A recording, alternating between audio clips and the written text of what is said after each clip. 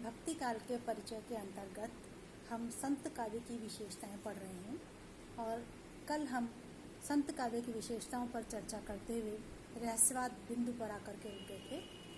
रहस्यवाद से तात्पर्य है एक ऐसी भावनात्मक स्थिति जिसमें कोई व्यक्ति, रचनाकार या साधक उस अलौकिक, परम और अव्यक्त सत्ता के प्रति अपना प्रेम प्रकट करता है जो इस संपूर्ण सृष्टि का आधार है। वह उस अलौकिक सत्ता में डूब जाना चाहता है और उसको प्राप्त करने के परम आनंद की अनुभूति को काव्य में अभिव्यक्त करना चाहता है। वह अलौकिक आनंद वह सामान्य भाषा या सांसारिक शब्दावली में व्यक्त नहीं कर पाता है और उसे रूपकों और प्रतीकों के माध्यम से अभिव्यक्त करता है जो सामान्य व्यक्ति के लिए समझने कठिन होता है। ऐसी भाषा को समझना कठिन होता है और इसीलिए उसे सामान्य व्यक्ति को वह रहस्यात्मक लगती है। हिंदी साहित्य में रहस्यवाद सबसे पहले मध्यकाल में दिखाई पड़ता है, संतों की काव्य में दिखाई पड़ता है, जिसमें कवि और अन्य संत कवि तथा प्रेम मार्ग में जायसी व अन्य सूफी कवि हैं। रहस्यवाद के विषय में शुक्ल जी ने कहा है, आत्मा परमात्मा का जो अभेद है तथा जो ब्रह्मोन्मुखी प्रवृत्ति है, साधना के क्षेत्र में जिसे अद्वैतवाद कहते हैं, काव्य में उसे ही रहस्यवाद कहते हैं। अर्थात संत कवियों के काव्य में ब्रह्म की कल्पना घट घट व्यापी के रूप में की गई है। वह ही परम सत्ता है जिसके अंश के रूप में हम जीवन काल में इस पृथ्वी पर आते हैं और इस ज्ञान की अभिव्यक्ति संत कवियों के काव्य में कहीं पर प्रेयसी के रूप में और कहीं पर पत्नी के रूप में दिखाई पड़ती है। अर्थात साधक आत्मा अपने आप को प्रेयसी मानता है, पत्नी मानता है और परमात्मा को प्रियतम या पति के रूप में कल्पित करता है। कहीं कहीं वह शुद्ध ब्रह्म के रूप में भी अभिव्यक्त है। जैसे संत कबीर की पंक्तियां हैं, जल में कुंभ, कुंभ में जल है, भीतर बाहर पानी, फूटा कुंभ जल जल ही समाना, यह तत् कथो कयानी। कहने का तात्पर्य यह है कि जैसे समुद्र के अंदर या दरिया के अंदर पानी ही पानी है, कुछ समय के लिए किसी घड़े में वह पानी भर दिया जाता है और जब घड़ा टूट जाता है तो जो पानी है वह उसी पानी में मिल जाता है। ठीक उसी प्रकार से जब शरीर रूपी घट नष्ट हो जाता है तो परमात्मा के अंश रूपी आत्मा पुनः उसी परमात्मा में जाकर विलीन हो जाती है। कहीं कहीं परमात्मा की कल्पना प्रियतम के रूप में की गई है। जैसे दुल्हन गावहु मंगल चार, हम घरी आए हों राजा राम भरतार। अर्थात कवि कहते हैं या साधक की आत्मा कह रही है कि दुल्हनी गावहु मंगलाचार, मंगलाचार गाने का, शुभ गीत गाने का समय आ गया है, क्योंकि मेरे घर राजा राम भरतार पति रूप में राजा राम स्वयं पधारे हैं। ये अवस्था है उस निर्गुण निराकार ईश्वर से मिलन की, जिसे यहाँ उन्होंने राम का नाम दिया है। कहीं कहीं मिलन के अलावा विरह की भावना की अभिव्यक्ति होती है और कवि कहता है, आई न सकूं तुझ पे, सकूं न तुझ बुलाई, जियरा यूं ही लेहोगे विरह तपाई तपाई। इसके रहस्यवाद के अलावा संत काव्य में भजन तथा नाम स्मरण भी देखने को मिलता है, क्योंकि संत काव्य अपने से पूर्ववर्ती वैष्णव काव्य परंपरा से भी कहीं प्रभावित है।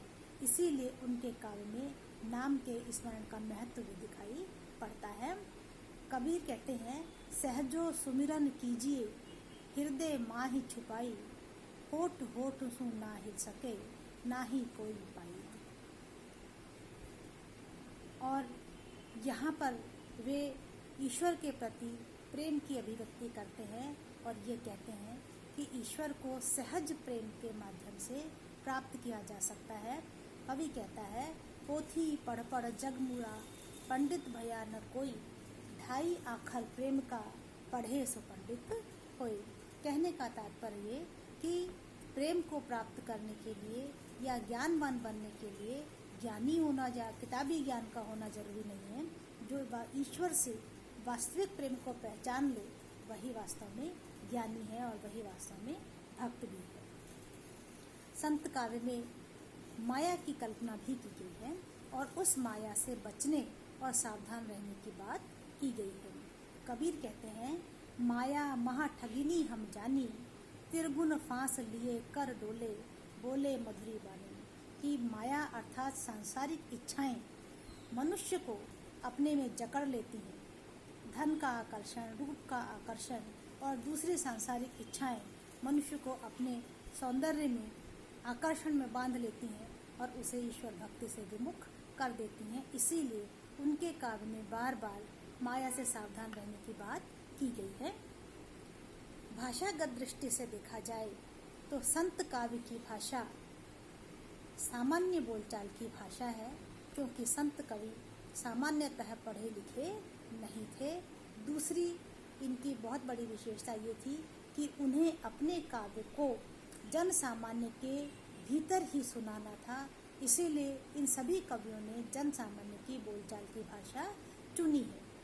इनके काव्य में कोई एक बोली या भाषा प्रधान नहीं है, बल्कि ये जगह जगह घूमते रहे, इसलिए जहाँ ये गए वहाँ की भाषा से इनके काव्य की भाषा भी प्रभावित हुई है।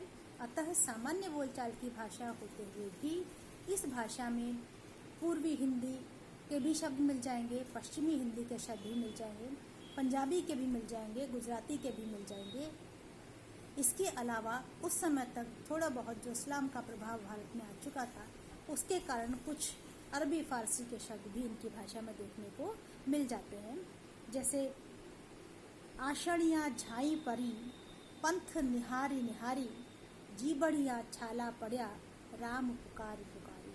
अब इस एक ही पद में पंजाबी भी देखने को मिलती है आषणिया में, राजस्थानी देखने को मिलती है आषणिया शब्द में, और छाला पर्या में ब्रज भी देखने को मिल जाता है। तो ये कवि जहाँ जहाँ गए वहाँ वहाँ की भाषा से बड़े प्रभावित रहे हैं। इसलिए इनकी भाषा में एक रूपता का अभाव है और इसमें पंचमेल खिचड़ी या सदुक्कड़ी भाषा की इसको संज्ञा इसलिए दी गई है क्योंकि ये सभी साधु रूप में थे और इन्होंने जनता की भावनाओं को समझते हुए उनकी भाषा को काम में लिया है। इनके काव्य में एक और विशेषता मिलती है उलट बासियों का प्रयोग। चूँकि ये कवि साधनात्मक रहस्यवाद से प्रभावित थे, इसलिए नाथों और सिद्धों के काव्य में मिलने वाले रूपक, प्रतीक और उलटबासियाँ भी इनके काव्य में दिखाई पड़ जाती हैं। एक उदाहरण है, समुंदर लागी आग, नदिया जल कोयला भई, देख कबीरा जाग, मछली रूखा चढ़ गई। इसी प्रकार से एक प्रसिद्ध रूपक है जिसमें कबीर कहते हैं कि जब ज्ञान की प्राप्ति हुई तो सांसारिक माया मोह रूपी जो झोपड़ी थी वह पूरी तरह से टूट करके नष्ट हो गई।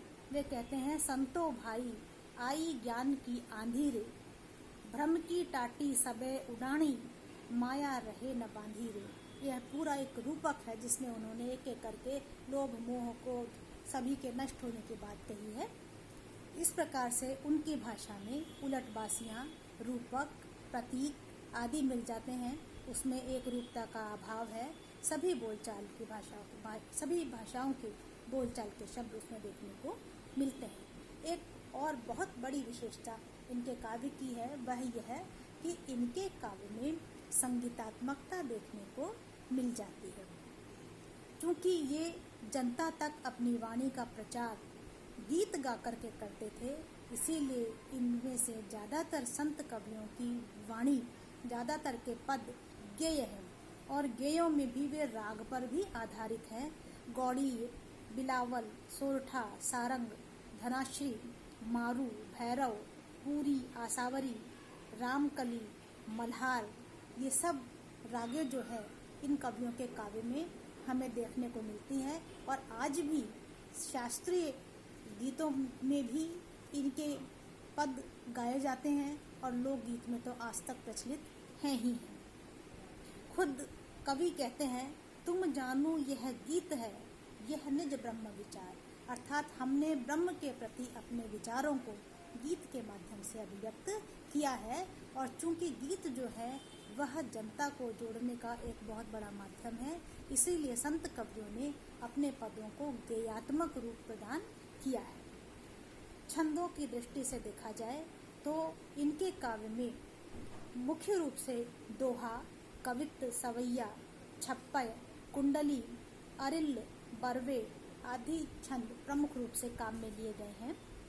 और अलंकार के विषय में कहा जाए तो यह सत्य है कि चूंकि ये पढ़े लिखे नहीं थे और इनकी भाषा पूरी तरह से हृदय से मिश्रित थी, पूरी तरह से जनता को समझ में आ जाए यह दृष्टिकोण रख करके इन्होंने अपने काव्य की रचना की है।